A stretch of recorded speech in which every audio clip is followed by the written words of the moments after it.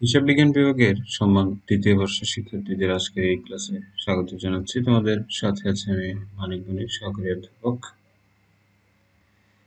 আজকে আমাদের আলোচ্য বিষয় উৎপাদন ব্যয় হিসাব বিজ্ঞান এর তৃতীয় অধ্যায়, বিভিন্ন প্রকার ব্যয়ের পরিচিতি ও উদ্দেশ্য। এই সম্পর্কে আমরা ইতিপূর্বে প্রথম ক্লাস নিয়েছি, আজকে আমাদের তৃতীয় ক্লাস। তো প্রথম ক্লাসে আমরা এই ব্যয়ের ধারণা নিয়ে আলোচনা করেছিলাম যে ব্যয় কাকে বলে, ব্যয় এবং উৎপাদন ব্যয়ের মাঝে পার্থক্য কি, উৎপাদন ব্যয় আর ব্যয় একই কিনা, বিভিন্ন সংজ্ঞা, তার বিস্তারিত ব্যাখ্যা নিয়ে আলোচনা করেছিলাম। আজকে আমরা এই বিষয়টা আবার নিয়ে আসছি, কারণ হলো এর সাথে সম্পর্কিত আরো কিছু বিষয় রয়েছে, সেগুলো নিয়ে আজকের ক্লাসে আমরা তোমাদের সাথে আলোচনা করব।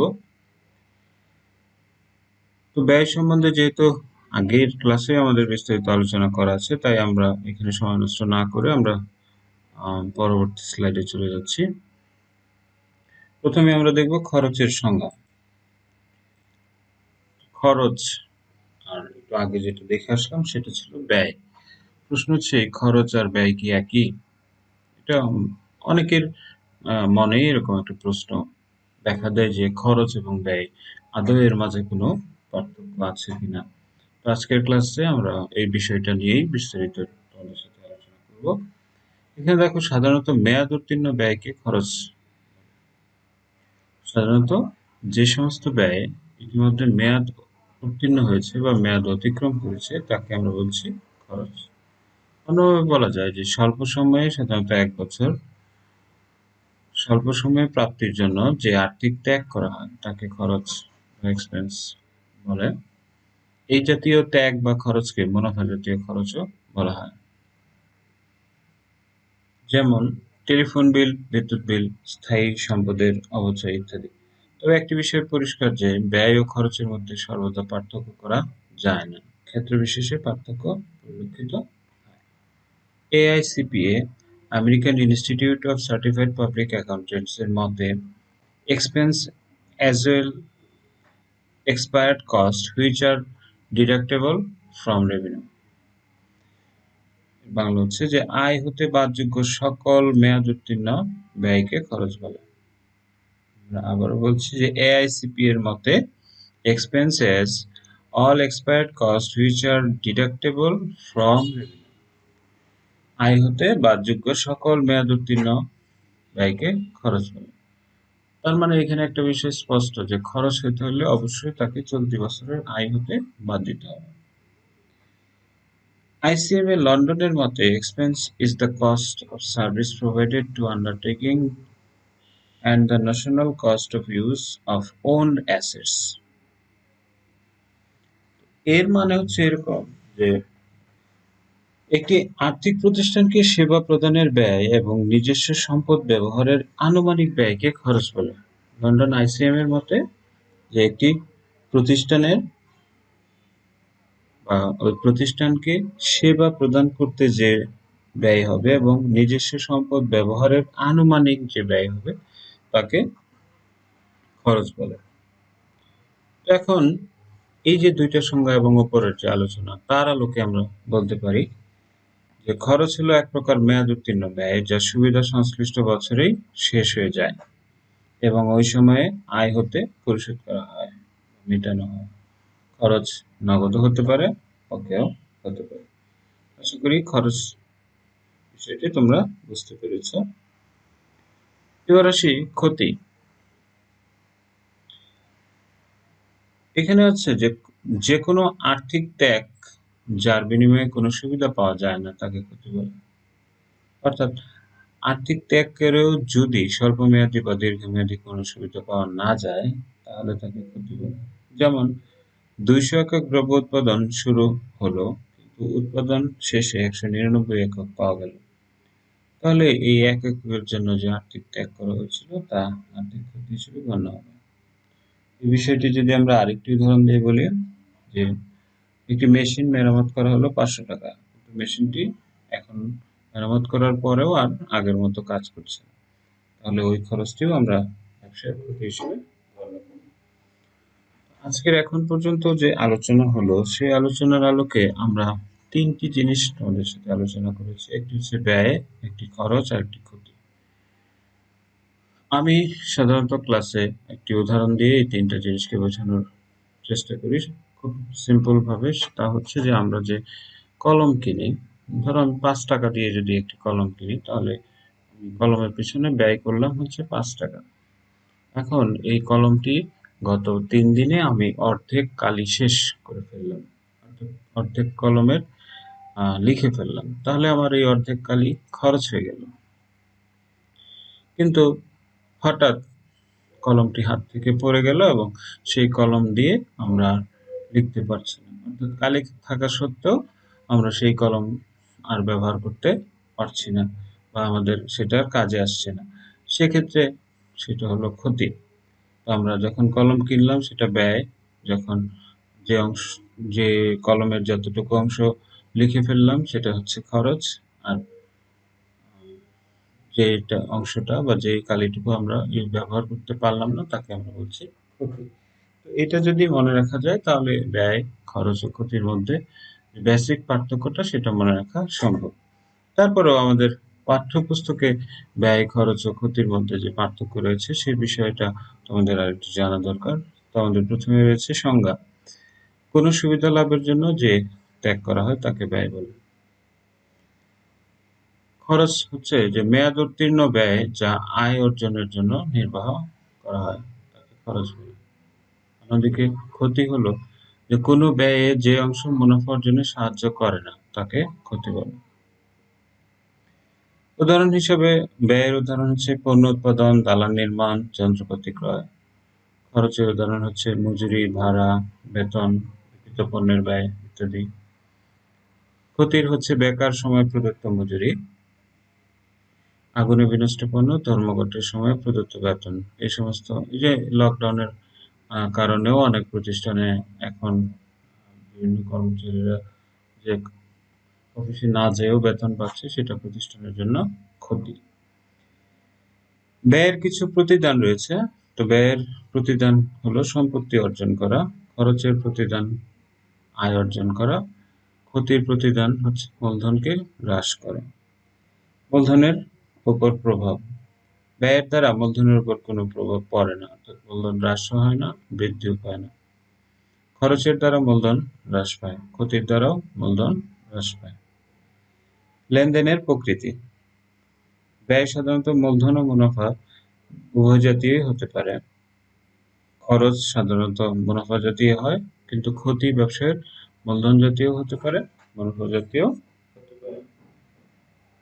তো এই যে তিনটি বিষয়, তো এই স্লাইডটি তোমরা যদি ভালো করে অনুসরণ করো, আশা করি তিনটে বিষয়ের যে মূল পার্থক্যগুলো সেগুলো তোমরা ভালোভাবেই বুঝতে পারবে। এবার আসি যে আমাদের এই চ্যাপ্টারের সাথে অন্যতম গুরুত্বপূর্ণ কয়েকটি ছোট ছোট বিষয় রয়েছে, সেই বিষয়গুলো নিয়ে আলোচনা করব। প্রথমেই রয়েছে হচ্ছে ব্যয় কেন্দ্র। এই যে ব্যয় কেন্দ্র, ব্যয় কেন্দ্র আসলে কি? ব্যয় কেন্দ্র বলতে কোনো স্থান, ব্যক্তি, কোনো যন্ত্র বা যন্ত্র সমষ্টিকে বোঝায় যার ব্যয় নিয়ন্ত্রণের জন্য ব্যয় নির্ধারণ করা হচ্ছে। যার ব্যয় নিয়ন্ত্রণের জন্য, এখানে যার ব্যয় নিয়ন্ত্রণের জন্য ব্যয় নির্ধারণ করা হচ্ছে তাকে ব্যয় কেন্দ্র বলা হবে। অন্যভাবে যদি বলি যে কোনো পণ্য সামগ্রী ও সেবাকর্ম উৎপাদন করার জন্য যে সকল ক্ষেত্রে বা কেন্দ্রে বিন্দুতে অর্থ ব্যয় করা হয় তাকে ব্যয় কেন্দ্র বলে। তো এই ব্যয় কেন্দ্র বিষয়টি যদি আরেকটু বিস্তারিত আলোচনায় যায় তাহলে এরকম দাঁড়ায় যে ব্যয় কেন্দ্রের মাধ্যমে প্রতিষ্ঠান বা সংগঠন কোনো নির্দিষ্ট অংশ, বিভাগ বা কার্যকে বোঝায় যার ভিত্তিতে ব্যয় নির্ধারণ করা হয়। ব্যয় কেন্দ্রের অধীনে ব্যয়গুলো সংগ্রহ ও সমাবেশ করা হয়। ব্যয় কেন্দ্র একটি প্রতিষ্ঠানের একটি অংশ যা ব্যয় নির্বাহকে নিয়ন্ত্রণ করে।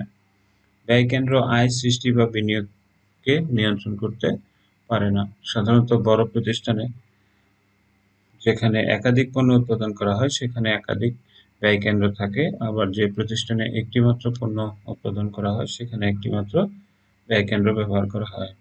ব্যয় কেন্দ্রের উদাহরণ হচ্ছে ব্যয় কেন্দ্রের ক্ষেত্রগুলো হচ্ছে স্থান, সরঞ্জাম, আইটেম আর ব্যক্তি। আর ব্যয় কেন্দ্র হচ্ছে যে স্থান হবে কোনো একটি বিভাগ মিলে যে ব্যয় হবে সেটা ওই ব্যয়ের কেন্দ্র। কোনো একটি বিক্রয় অঞ্চল মিলে যে পরিমাণ বিক্রয় হবে সেটা তার ব্যয় কেন্দ্র। সরঞ্জাম আইটেমের মধ্যে রয়েছে যে একটি মেশিনের যত খরচ, সেই মেশিনের যে ডেলিভারি ম্যান আছে তার জন্য যত খরচ তা হচ্ছে তার ব্যয় কেন্দ্র। ব্যক্তি হচ্ছে যে একজন বিক্রয় কর্মী, একজন মেশিন অপারেটর, তাদের জন্য যে ব্যয় হবে এখানে স্পষ্টই বলা আছে যে যার ব্যয় নিয়ন্ত্রণের জন্য, মানে এই বিক্রয় কর্মীর ব্যয় মেশিন অপারেটরের ব্যয় নিয়ন্ত্রণের জন্য ব্যয় নির্ধারণ করাই হলো ব্যয় কেন্দ্র। এবার আসি যে ব্যয় কেন্দ্র সৃষ্টির কেন হবে, এর উদ্দেশ্যটা কি সে বিষয় নিয়ে। প্রথম কথা হচ্ছে যে মোট ব্যয় নির্ধারণ করা। তো ব্যয় নিরূপণের জন্য প্রত্যেকটি পৃথক পৃথক কার্য, যন্ত্রপাতি ও উৎপাদন প্রক্রিয়া ইত্যাদি সম্পর্কে যথাযথভাবে মোট ব্যয় নিরূপণ করা সম্ভব হয় যদি ব্যয় কেন্দ্র থাকে। দ্বিতীয় কথা হচ্ছে যে ব্যয় নিয়ন্ত্রণ। সঠিকভাবে ব্যয় নিয়ন্ত্রণের জন্য বিভিন্ন দায়িত্বশীল ব্যক্তির উপর বিভিন্ন ব্যয় কেন্দ্রগুলোর তদারকির কর্তৃত্ব অর্পণ করা হয় এবং তারা প্রত্যেকেই সংশ্লিষ্ট ব্যয় কেন্দ্রের ব্যয় নিয়ন্ত্রণের জন্য দায়ী থাকেন। এর ফলে প্রত্যেকটি ব্যয় কেন্দ্র এক একটি দায়িত্ব কেন্দ্রেও পরিণত হয়। তৃতীয় হচ্ছে যে ব্যয় বন্টন ও বিশ্লেষণ।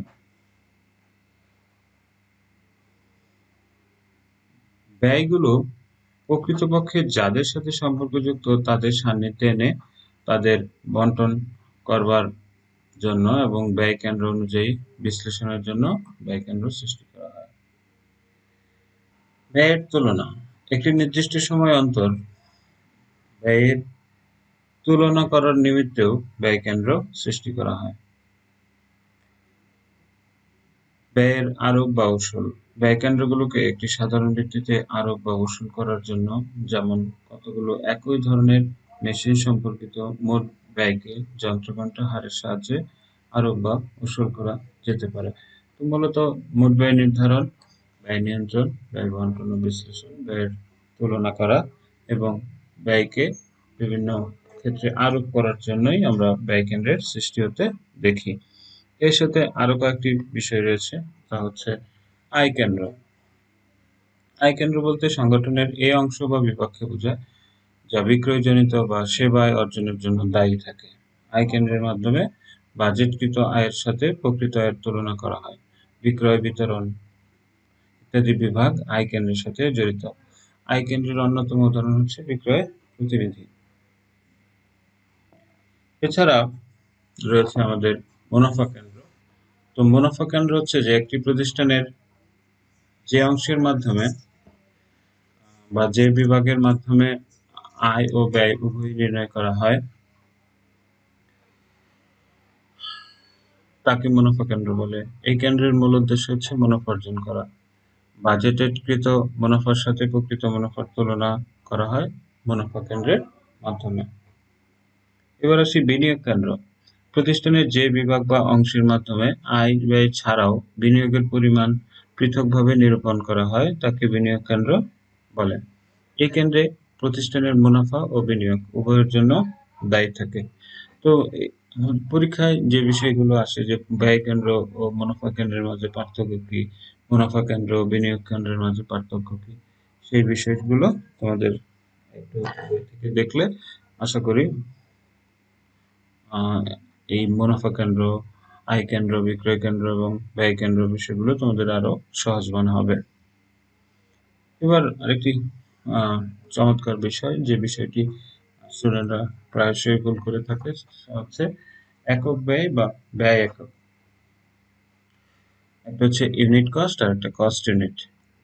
এই দুইটার মাঝে আসলে কিছু পার্থক্য রয়েছে। যে একক ব্যয় হচ্ছে যে মোট ব্যয়কে উৎপাদিত পণ্যের সংখ্যা দিয়ে ভাগ করলে যে ব্যয় পাওয়া যায়। একক ব্যয় মানে একক প্রতি ব্যয়, তাকে একক ব্যয় বলে। এর দ্বারা উৎপাদন ব্যয়ের বিভক্তিকরণকে বোঝায়, মানে মোট উৎপাদন ব্যয়কে আমরা মোট উৎপাদিত পণ্যের সংখ্যা দ্বারা ভাগ করছি, তাহলে একটি এককের যখন মূল্য পাচ্ছি তার দ্বারা উৎপাদন ব্যয়ের বিভক্তিকরণকে বোঝায়। একক ব্যয়ের মূল উদ্দেশ্য হলো বিক্রয় মূল্য ও মুনাফা নির্ধারণ করা। একক ব্যয় হলো এক একক পণ্য তৈরি বা তৈরি করতে কোনো সংস্থার ব্যয়ের একটি পরিমাপ। উদাহরণস্বরূপ, একজন খুচরা ব্যবসায়ী পুনরায় বিক্রয় হবে এমন ৫,০০০টি কলম কেনার জন্য ১৫,০০০ টাকা ব্যয় করেন। সুতরাং প্রতিটি কলম প্রতি একক খরচ হচ্ছে ৩ টাকা।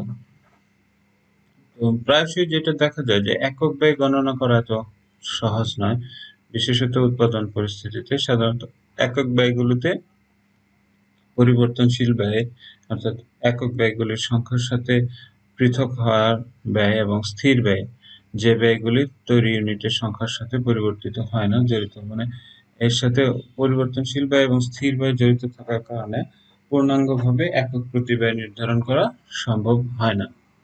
এবার আসি ব্যয় একক বা কস্ট ইউনিট। উৎপাদন ব্যয়ের পরিমাপের একককে ব্যয় একক বলে। উৎপাদন ব্যয়ের পরিমাপের যে একক রয়েছে তাকে আমরা বলছি ব্যয় একক। এর দ্বারা উৎপাদনের বিভক্তিকরণকে বোঝায়। যেমন ব্যয় একক বিভিন্ন ধরনের হতে পারে, যেমন বেল, টন, যে আমরা এত টন উৎপাদন করছি, এত গুলো উৎপাদন করছি, এত মিটার কাপড় তৈরি করছি, বা এত পাউন্ড সুতা তৈরি করছি, বা এত কেজি চাল। হ্যাঁ, আমরা গ্যাসকে মোট ঘনফুট, তেলকে ব্যারেলে, আর আমরা ট্রেন বা বাসের যে যাত্রী দূরত্বকে যাত্রী মাইল ইত্যাদি দিয়ে আমরা ব্যয় একক নির্ধারণ করে থাকি। আশা করি বিষয়টি তোমরা খুব সহজেই বুঝতে পেরেছ। এবার আসি উৎপাদন ব্যয় বিবরণী, আমাদের এই অধ্যায়ের মূল আলোচ্য বিষয়। যে কোনো এক উৎপাদনকারী প্রতিষ্ঠানের কোনো নির্দিষ্ট সময়কালে, দিন, সপ্তাহ, পক্ষ বা মাস উৎপাদিত কোনো পণ্যের মোট ও একক প্রতি দফা অনুযায়ী উৎপাদন ব্যয়ের বিবরণকে উৎপাদন ব্যয় বিবরণী বলে। আইসিএম লন্ডনের মতে উৎপাদন ব্যয় বিবরণী হলো একটি দলিল যা কোনো ব্যয় কেন্দ্র বা ব্যয় এককের বিস্তারিত ব্যয়সমূহ উপস্থাপন করে।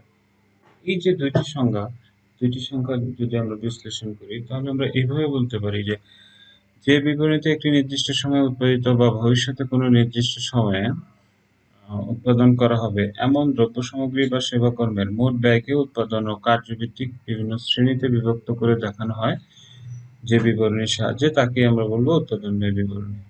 তো এই যে উৎপাদন ব্যয় বিবরণী, এখানে প্রত্যক্ষ কাঁচামালের ব্যয় থাকে, প্রত্যক্ষ মজুরি, অন্যান্য প্রত্যক্ষ খরচ, কারখানার উপরিব্যয়, অফিস ও প্রশাসনিক খরচ, বিক্রয় ও বন্টন খরচ, এই সমস্ত বিষয়গুলো উৎপাদন ব্যয় বিবরণীর অন্তর্ভুক্ত। উৎপাদন ব্যয় বিবরণীর মাধ্যমে আমরা কাঁচামালের ব্যবহার, মুখ্য ব্যয়, কারখানা ব্যয়, উৎপাদনের মোট ব্যয়, বিক্রিত পণ্যের ব্যয়, তারপর হচ্ছে মোট ব্যয়, মুনাফা বা লোকসান এবং মোট বিক্রয়ের পরিমাণ জানতে পারি।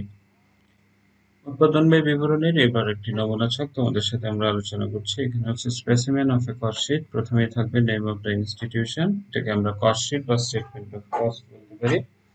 এবং এর শেষে ফর দ্য ইয়ার ইন্ডেড, যে সাল বা মাস দেয়া থাকবে তার আলোকে আমরা লিপিবদ্ধ করব। আমাদের সাধারণত 4টি কলাম বিশিষ্ট ঘর হয়ে থাকে। একটি হচ্ছে এলিমেন্ট অফ কস্ট বা পার্টিকুলার্স, টাকা, 3টি টাকার ঘর। প্রথমে যা দিয়ে শুরু হয় তা হচ্ছে যে beginning inventory of raw material. আমরা জানি উৎপাদনের 3টি স্তর রয়েছে: র মেটেরিয়াল, ওয়ার্কিং প্রসেস বা প্রোগ্রেস, এবং ফিনিশ গুডস। আমাদের প্রথম যে স্তর দিয়ে শুরু হয় তা হচ্ছে র মেটেরিয়াল। উৎপাদনকারী প্রতিষ্ঠান কাঁচামাল, শ্রম ও অন্যান্য পরিব্যয় ব্যবহার করে। এখানে কাঁচামাল, শ্রম, অন্যান্য পরিব্যয় এই উৎপাদন করে এবং বিক্রি করে। তো এই যে উৎপাদনশীল প্রতিষ্ঠানের এই 3 ধরনের যে আমরা ব্যয় বললাম, যে কাঁচামালের মজুদ, তৈরি পণ্যের মজুদ এবং আংশিক উৎপাদিত পণ্যের মজুদ, এগুলো আবার উদ্ধৃত পত্রে প্রদর্শন করতে হয়। তো এই কস্ট শিটের দ্বারা আমরা কিভাবে একটি পণ্যের ব্যয় থেকে শুরু করে বিক্রিত পণ্যের ব্যয়, মুখ্য ব্যয়, কাঁচামালের ব্যবহারজনিত ব্যয় বের করা যায় তার একটি নমুনা এখানে আমরা দেখাচ্ছি। প্রথমে আসবে beginning inventory of raw material, তার সাথে আমরা যদি র মেটেরিয়াল পারচেস করি তা আসবে, এবং এই র মেটেরিয়াল পারচেস জনিত যে খরচগুলো আছে, যেমন freight in, carriage on purchase, import duty, dock charge যদি থাকে তাহলে এটা যোগ হবে। তার যোগ করলে আমরা এই পারচেজ অফ র মেটেরিয়াল এবং ফ্রেট ইন যোগ করলে আমরা পাচ্ছি cost of purchase of raw materials. তো এর সাথে আমরা সমন্বয় করব হচ্ছে যদি আমাদের পারচেজ রিটার্ন থাকে বা কোনো অ্যাবনর্মাল লস থাকে বা যদি পণ্য বিনষ্ট থাকে, তাহলে আমরা এখানে এই বিষয়গুলো ধাপে ধাপে হবে, যেহেতু আমরা একটা নমুনা ছক, তাই আমরা একসাথে আলোচনার সুবিধার্থে একসাথে দেখাচ্ছি। তো এগুলো বাদ যাবে, বাদ যাওয়ার পর আমরা পাবো cost of raw material available for use. এই cost of raw material available for use, এখানে আরেকটু বলে রাখা ভালো যে বিগিনিং ইনভেন্টরির সাথে আমরা কস্ট অফ পারচেজ যোগ করব। যোগ করার পর আমরা এই পারচেজ রিটার্ন এবং রিটার্ন ইনওয়ার্ড বাদ দিব। বাদ দিলে আমরা পাচ্ছি cost of raw material available for use. এখান থেকে যদি আমরা ending inventory of raw materials বাদ দিই, তাহলে আমরা যা পাই সেটাকে আমরা বলবো cost of raw material used or consume, মানে ব্যবহৃত কাঁচামালের ব্যয়, বাংলায় যেটাকে আমরা বলি। এরপর আমরা এখান থেকে এর সাথে আমরা প্রত্যক্ষ যে খরচগুলো আছে, আমরা জানি কাঁচামাল, শ্রম এবং উপরিব্যয়, এই তিনটা হচ্ছে উৎপাদনের উপাদান। তো এখানে direct wages, direct labour, productive wages বা other direct or chargeable expense যদি থাকে, তাহলে সেটা যোগ হবে। যোগ হওয়ার পর আমরা যা পাবো সেটাকে আমরা বলছি প্রাইম কস্ট বা মুখ্য ব্যয়। এবার আমরা দেখবো যে এই প্রাইম কস্টের পূর্বের পৃষ্ঠা থেকে যে আমরা প্রাইম কস্ট পেয়েছি বা পূর্বের স্লাইড থেকে, তার সাথে যে ফ্যাক্টরি ওভারহেড, ওয়ার্কস ওভারহেড বা ওয়ার্কস অন কস্ট যে বিষয়গুলো রয়েছে, তো এই ফ্যাক্টরি ওভারহেড, ওয়ার্কস ওভারহেড বা ওয়ার্কস অন কস্ট, ফ্যাক্টরি ওভারহেডের যে এলিমেন্টগুলো রয়েছে সেগুলো নিয়ে আমরা পরবর্তী ক্লাসে তোমাদের সাথে আবার আলোচনা করব।